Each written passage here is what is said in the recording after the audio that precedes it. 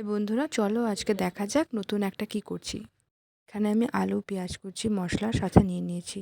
রুটির সাথে খাওয়ার সবজি। গ্যাসটাকে অন করলাম, সাথে আমি কড়াইটাকেও বসিয়ে দিলাম। কড়াইটা গরম হওয়ার পরে আমি তেল দিয়ে দিচ্ছি, সর্ষের তেল, নর্মাল সর্ষের তেল। তেলটা গরম হয়ে এলে সাথে আমি কালো জিরে ফোড়নে দিয়ে দিচ্ছি।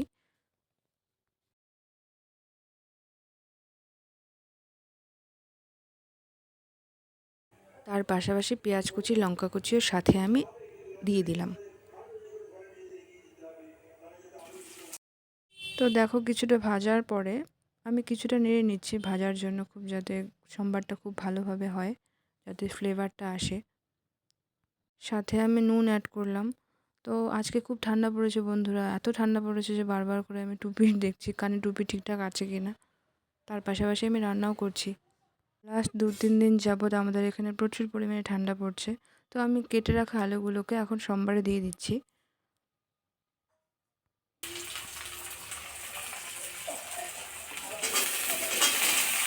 সাথে আমি হলুদ আর পরিমাণ মতো লবণও অ্যাড করলাম।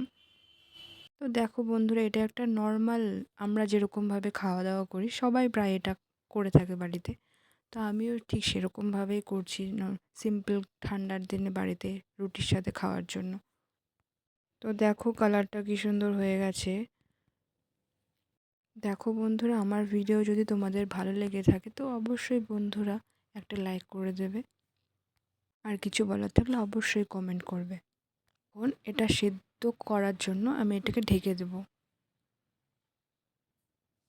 ঢেকে দিলাম। আর এদিকে গ্যাসটাকে সিম করে দিচ্ছি, যাতে সেদ্ধটা খুব ভালো হয়। আর এদিকে আমি রাতে খাওয়ার জন্য আটা মেখে রেখেছি, যেটা মা বানাবে অবশ্যই, কারণ মার রুটিগুলো খুব টেস্ট হয়।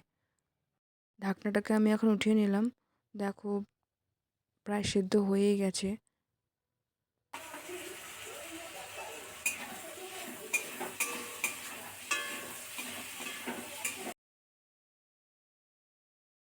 আমি জল দিয়ে দিচ্ছি পরিমাণ মতো।